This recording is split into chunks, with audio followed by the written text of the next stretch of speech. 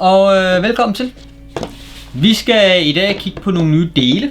Nogle nye dele, som vi har fået hjem nede fra Taiwan af. Taiwan. Vi har fået dele hjem nede fra Taiwan.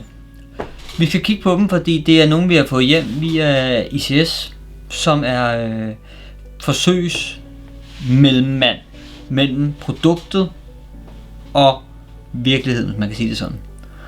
Det er ICS, der sørger for at fordele dem her ud til ICS-kaptajnerne, sådan så den bundle, de fik til rådighed, skal nu teste af, og det har vi nu gjort. Det er Nikolaj, vores mekaniker, som også er blevet en del af Misfit. Han vil forklare en hel masse teknisk omkring, eller ikke en hel masse, men han forklarer omkring produkterne her i hvert fald. En lille smule i hvert fald. Ja, lige præcis. Vi har fået de her produkter, og egentlig så forventede vi, at det der ville komme, det ville være noget billigt knald. Ja. Man ved aldrig, hvad det er. Det er, hvad siger man, sponsoreret. Ja, det er til os, så hvad kan vi egentlig forvente af det her? Men altså lille sneak peek, som er, at hvis tingene kommer i sin egen store, dedikerede æske med guldskrift, altså med guldskrift, så må det enten være virkelig, virkelig cheap, og man prøver at snyde, eller også så er det faktisk rigtig godt, det der er inde i. Ja. Mærket hedder Mastermod. Du kan ikke få det endnu. Det er umuligt at få fat i en lille PC, fordi det ikke er ude. De er ved at prøve at teste det af igennem ICS, som sagt. Så vi er det eneste i Danmark, der har fået det her, og vi har fået 4 løb. Lidt specielle løb. Ja, det meget specielt. Kommer vi måske også til at kigge på. Ja. 2 stempler, 2 nosler, 2 cylinderhoveder. Ja. Og 2 stempelhoveder også. Ja, de sidder på, men de bliver også... Ja. De kommer garanteret separat. Ja, lige præcis. Så, og prisen på det nu, det kan vi heller ikke forklare noget om, det ved vi dog nok selv. Men vi tror ikke, at det ligger i den billige ende. Ej, jeg tror, det er sådan en middelklasse. Ja, det tror jeg. Det er ikke Prometheus priser, hvad det vil sige. Nej. Det tror jeg ikke. Men vi ligger nok lidt deroppe af. Så nu vil jeg prøve at fortælle lidt om det her. Jeg går lige om at stille lidt på kameraet, sådan, så vi fokuserer ned på bordet, hvor alle tingene, men hvor tingene ligger, som I kan se i hvert fald. Så det er lige. Sådan ser indpakningen ud. Og det skal lige siges, at nu har vi lige pakket det ned igen, fordi jeg har haft det i min riffel og spillet en 3-4 spil med det. Ja, det passer nok meget godt. Ja. Så vi har også kigget på slitage. Og vi har kigget på altså, bliver det dårligere? Altså, slider det sig selv i stykker? Lige præcis. Er det tæt? Skal vi gøre meget for det bliver tæt? Er det besværligt generelt, ikke? Ja, lige præcis. Vil du åbne op for den enden, Alivo? Ja. Her ser vi alle produkterne, henholdsvis et cylinderhoved, stempel og stempelhoved, nozzle og løb. Og som I kan se, så fede sorte papæsker med guldskrift, og så kan de endda også godt lide at lave QR-koder på meget af det. Det er meget fedt. Jeg har lige tjekket, og man bliver ikke ledt videre til en manual eller noget som helst. Det er bare til deres Facebook. Ja. Så det er ren reklame. Men sådan ser det ud, og lad os starte op med en vilkårlig ting, som er cylinderhovedet. Og så tænker man, hold kæft, det er meget skub. Det er det. Men det er jo ikke alting, man får på den her måde. Nej, man kan sige, at det er meget praktisk gjort faktisk, fordi der er ikke nogen interne del ud over selve boksen til sig selv, som vil være større end det her. Så det vil sige, boksens størrelse her, der kan de jo bund og grund. Ja, de kan benytte den til hvad som everything altså. Internt. Ja. Men så finder vi cylinderhovedet. Og det er jo, altså det er meget almindeligt, kan man sige. Man har, det første man ligesom tænker på, i det man tager det frem, det er faktisk meget lækker finish, der er på det. Det er også CNC-skåret. Oppe i toppen har man valgt at lægge en jeg ved ikke om man længere kan kalde det en O-ring, fordi der selvfølgelig lige har taget en bid af den, ikke? C-ring. Til ligesom at stødabsorbere lidt imod gearboxen. Super fedt. Bunden. Og den konkav, kan man sige. Også med gummi, så det er stødabsorberende. Det skal lige sige, at for ikke at spoil alt for meget, så stempelhovedet. Det er ikke dråbeformet. Det plejer jo at gå hånd i hånd, hvis man ser det fra SOS eller et eller andet. Her har man simpelthen valgt at lave den konkav. Kun på grund af airflow. Det siger de simpelthen er det, der virker bedst for dem. Okay, fedt. 2 O-ring til at slå tæt med. Og ellers er der jo faktisk ikke så meget at sige med det. Det er selvfølgelig til version 2 det her. Men rigtig, rigtig lækker produkt. Tungt. Ja, tungt. Altså, det er igen den der følelse der, når man får det i hænderne, at der er... Ja, det føles meget, meget rart. Jeg prøver ikke at tale det op, eller noget som helst, men det er udelukkende vores egen følelser, for jeg lige sige. Ja, jeg står og snakker om. Følelsen af det, ikke? Følelsen af det, som du selv siger, det virker ikke cheap. Nej, lige præcis. Og som der nok er mange andre, der også har ideen om derude, så vil man gerne betale lidt mere for noget, som holder meget længere og fungerer meget bedre. Du skal måske betale 25% mere pris. Altså forskellen ligger for, om du skal betale 75 kroner eller 100 kroner. Men til gengæld, hvis du betaler de 100 kroner, så oplever du bare ikke bøvlet. Det skal ikke skiftes måske så tit. Du vil ikke opleve utætheder. Nej, lige præcis. Altså hvis man går hen og kigger på det slid, der har været. Nu 4 spildage er jo heller ikke helt vildt. Men hvis man kigger efter slid på dem, så er der i og for sig ikke noget at se. Der er selvfølgelig lidt afmærkninger efter stemplet. Det er jo klart. Det kommer på alle ting. Ja, der er også kørt en 140 fjeder i, ikke? Ja, det hjælper heller ikke lige frem. Men det er jo minimalt i forhold til, hvad man kan forvente. Så ja. Jeg personligt er imponeret over det. Men vi kan lige tage, hvordan det virker, nu viser vi først produkterne frem, så kan vi lige tage en vurdering af, hvordan det var. Ja, lige præcis. Ja. Vi går videre. Du får sådan en der. Næste er stempel med stempelhoved. Igen lige så fin indpakning. Og det ser sådan ud. Meget fint. Super fint. Og en fed farve eller så vel. Ja, det er faktisk. Jeg kan godt lide, at man ikke har valgt at lave det pangfarve. Ja, lige præcis, ja. Men her har man faktisk holdt det meget neutralt. Ligesom det vi også snakke om den anden dag med hensyn til cylinderne.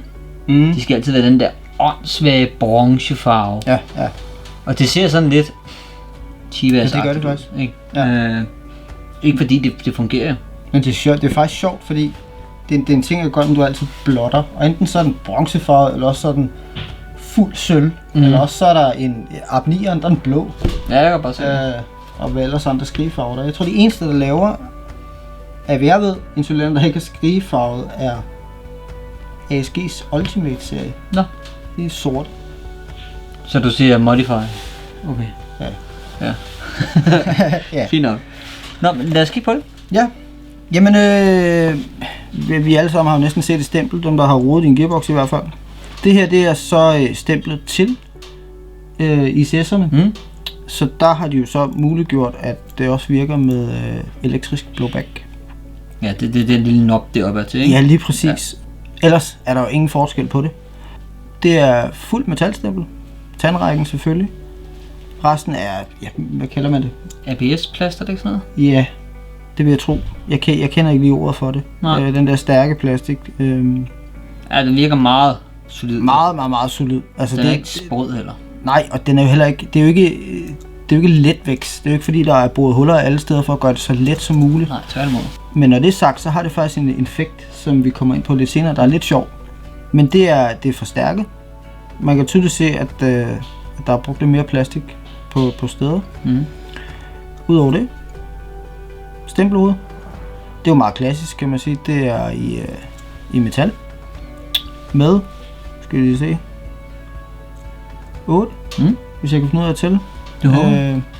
Huller. Så der formår de altså at lave et rigtig godt tryk på O-ringen. Men ellers synes jeg faktisk ikke, der er så meget at sige om det. Det virker lækkert.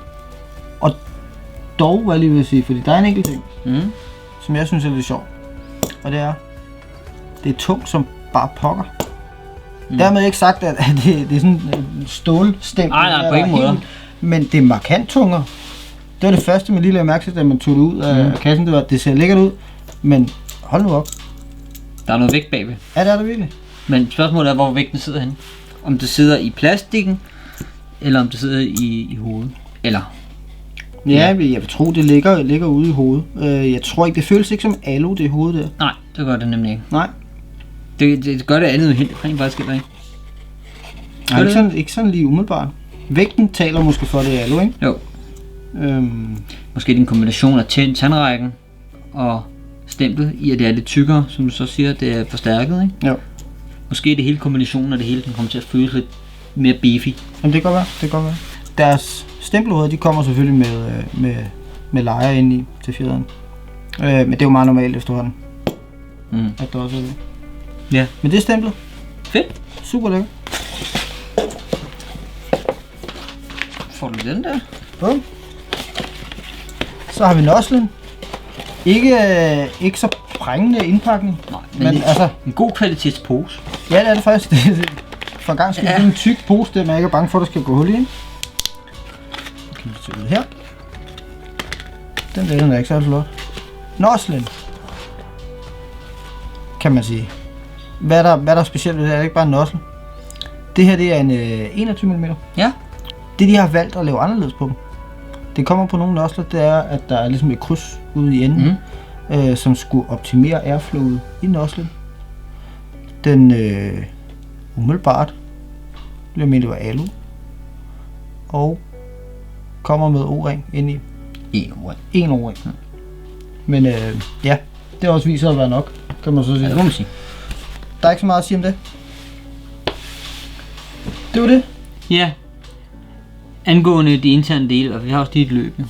Men løbende har vi fået i 3 forskellige størrelser. 3 forskellige, ja. Vi har fået det i en high-cap af femmenerlængde. Ja, lige præcis, ja. Jeg kan ikke huske, hvad det er, om det er... Det kan jeg heller ikke. 115 mm. Det må jeg ikke hænge op på. Nej. Men vi har fået med 3 forskellige længder, men vi tager kun udgangspunkt i den længste længde, vi fik, som var 300 mm. Ja. Ja. Ja. Det der er lidt sjovt ved det her løb, det er faktisk, at man får noget andet oveni med. Ja, det er faktisk sjovt, fordi igen, meget fed indpakning, ikke? Vi plejer at være vant til, at de kommer i de der plastikrør der. Og man har gjort det lidt mere.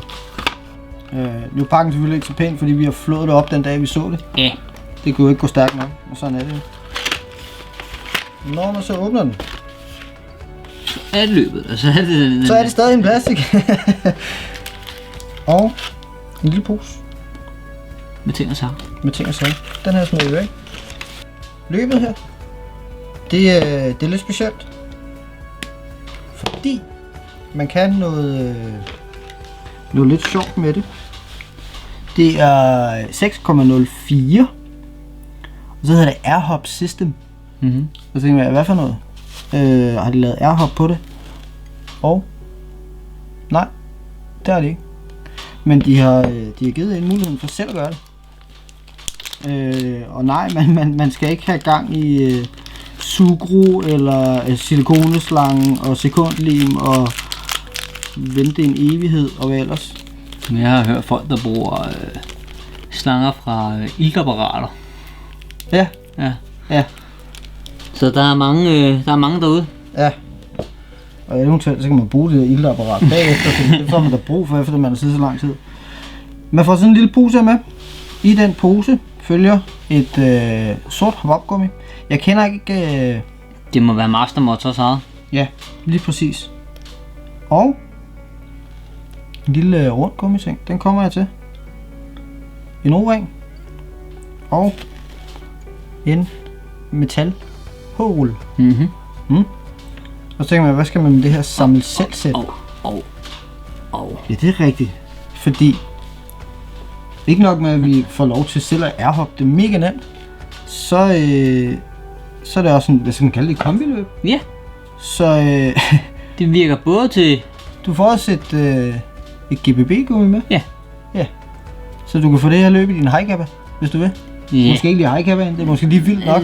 Voldsomt, men det er en reel mulighed. Ja, og det er det, vi har gjort jo. Vi har faktisk sat de små løb i vores high-capper. Ja. Og i vores hvad hedder det, MK23. Ja. Ja. Det duer så lidt forskelligt. Det gør det. Men den lille gummiting, jeg viste her, det er simpelthen vores AirHop patch.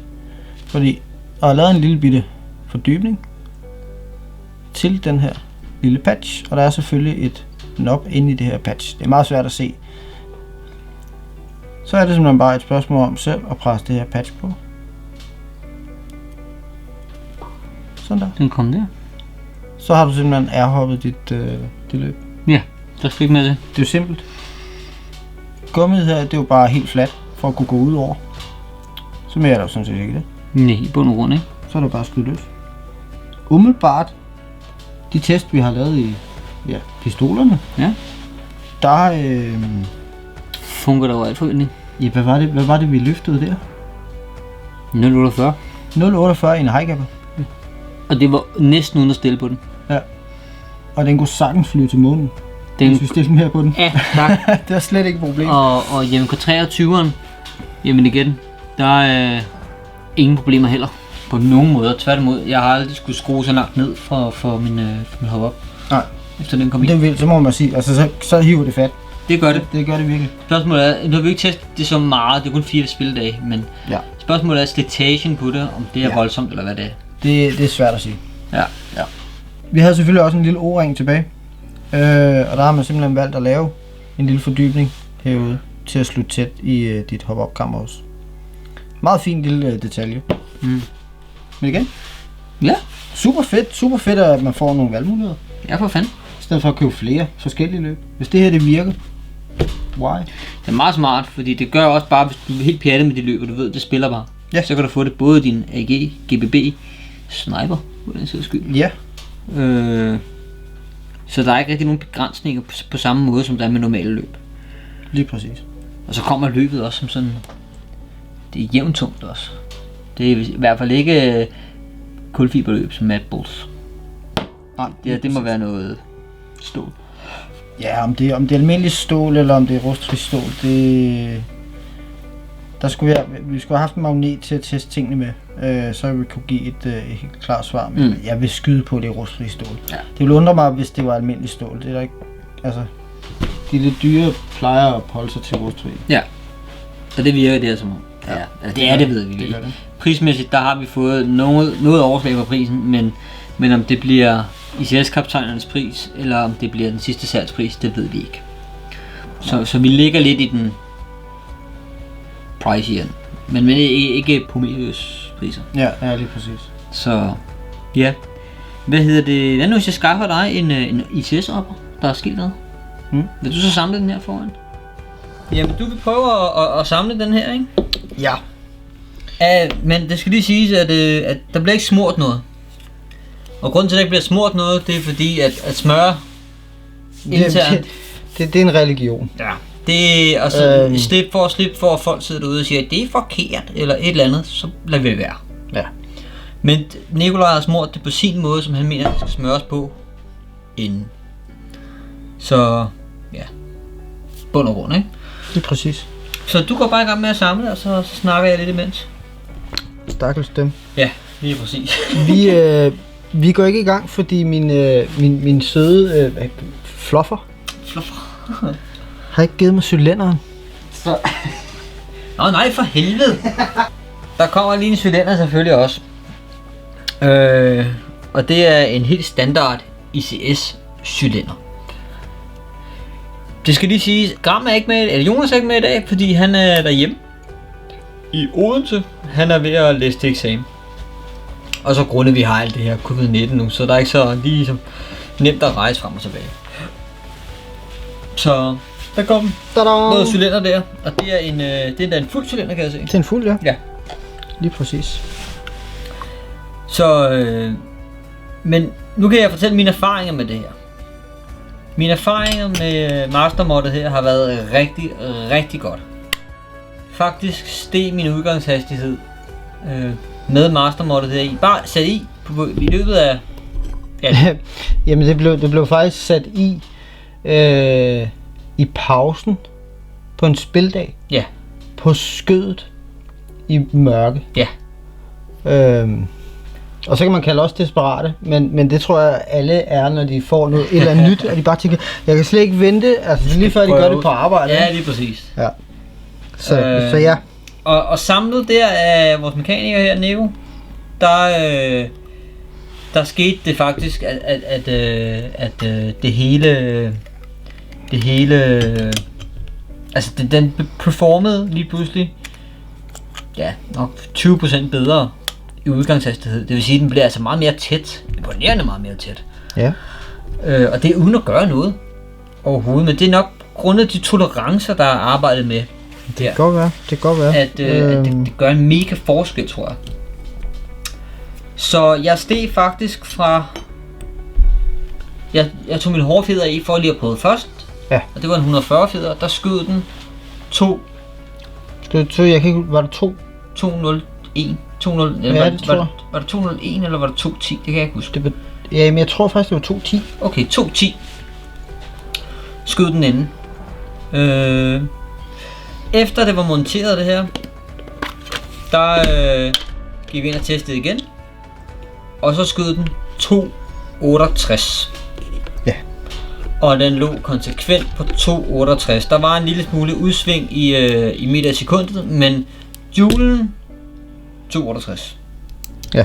Og der stod der 2 mennesker og kiggede på hinanden. Eller det skulle faktisk siges, at du kunne ikke se kronografen. Nej. Så det var dig, der spurgte, hvad siger den? Hvad siger den? Jamen altså, realistisk så har vi sagt, det kan jo være, den blev noget tættere. Altså det er måske 2-2. Ja. Så jeg kigger på den kronograf der og siger, hvad? Det kan ikke være rigtigt det her, ikke? Det forstår jeg ikke. Nej. Men jo. Den er steget en halv joule. Vi har jo ikke ændret på noget, altså. Nej. Men det har nok også noget at gøre med, for eksempel når du kører den offentlige på her, jo. Når sådan kører imponerende smooth. Imponerende smooth. Ja, så smooth, at man ikke tror lortet er til. Ja, bund og grund. Ja. Og det var til at starte med, var man sådan lidt, okay, vi prøver. Ja, lige præcis. Men det viste sig bare at være imponerende. Og det de har lavet lidt smart ved deres nosler her rent faktisk, det er, at det er skrevet på, hvor lange noslerne er. Ja, det er meget rart. Det er faktisk meget smart. Ja. Så hvis du pludselig har sådan en hel balje af nosler der, så skal du ikke stå og... Er det en 21 mm eller det er en 21,5? Ja, jeg skulle lige til at sige det, fordi det har jeg. Jeg vil ønske, at der stod på dem, hvad det var. Ja, selvfølgelig. Fordi det er sgu ikke altid, man lige kan huske det. Men i hvert fald performede den imponerende godt. Jeg har slet ikke tænkt på, hvad der vil ske, hvis de først begynder at lave cylinder. Nu ved jeg godt, at cylinderne ikke har den store indvirkning. Og fjederstyr. Nej, lige præcis.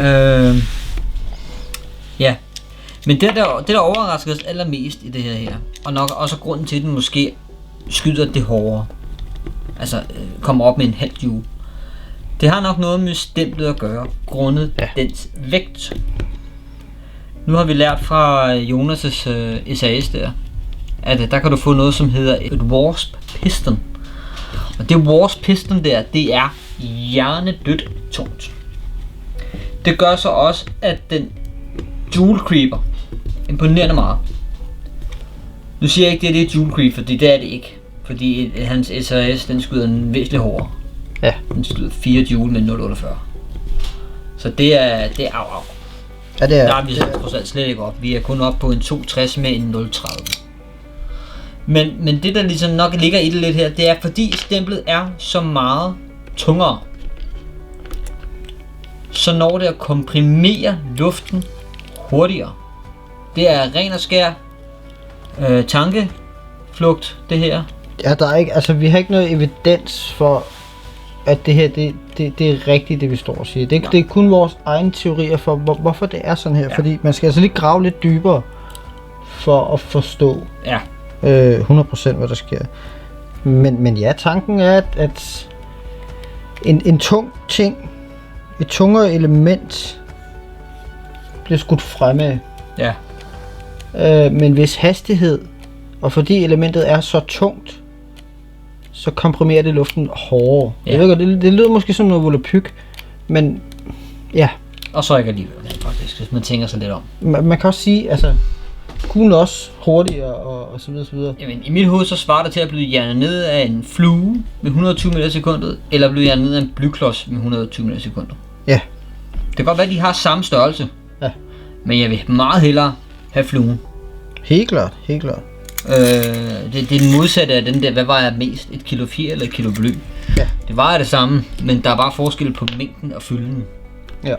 Det er lidt det modsatte, vi gør her. Tror jeg i hvert fald. Men uanset hvordan vi vender og drejer det her, så har den performet rigtig godt. Det har han, det må man sige. Og det må jeg jo nok sige, at det... hvis det her det bibeholder og forbliver lige så godt, jamen så er der ingen tvivl om, at jeg skal have komplet mastermod i alle mine cylindere. Ja. Og grunden til at jeg er oppe på 5 cylindere, det er fordi, at vi vælger at købe en ny cylinder en gang om året cirka. Ja. For så har man en ny cylinder, og en ny cylinder for ICS, den spiller altså altid max, synes jeg. Det virker sådan lidt dobbeltmoralsk på en eller anden måde. Fuldkommen. Vi prøver ikke at anmelde, men viser og snakker om andre nye dele. Og samtidig siger, at en standard opper for ICS, det spiller. Men det må man give dem. Det gør det. Ja, det gør det altså. Indtil et vist punkt, alting bliver slidt. Ja. Alting bliver beskidt. Og så kan man sige, så kigger man andre steder hen. Ja. Tit så tænker man, så vælger man det. Ja, og det er selvfølgelig også en god idé at gå op. Det er slet ikke det, hvis man mere vil have mere, ikke? Helt klart. Men jeg synes bare, at det her, det virker Mastermod. Det virker rigtig, rigtig, rigtig, rigtig godt. Så indtil videre vurdering af Mastermods dele, som nu kun er få indtil videre, det er for vores Misfits udgangspunkt helt sikkert en 9 ud af 10. Ja, man skal sige stjerner. Ja. Det eneste, der trækker det lidt ned, det er måske, at det er lidt dyrt. Ja. Det er ikke for at sammenligne eller noget som helst, men havde vi fået det her produkt til SOS-priser? Ja. Så var det en 10. Så var det en 10 ud af 10. Ja, det tror jeg faktisk også, der har været. Nu har vi nogle SOS-dele. Og det er ligesom om SOS-delene, de kører rigtig stramt sammen. Ja, det vil jeg erfare i hvert fald. Men det var faktisk det, vi havde angående Mastermod. Og uanset hvordan vi vender og drejer det, så gør Mastermod det faktisk rigtig, rigtig godt. Så Mastermod derudad. Do it. Hope you enjoyed it and thanks for watching. Subscribe on YouTube and like the Facebook page. Thank you.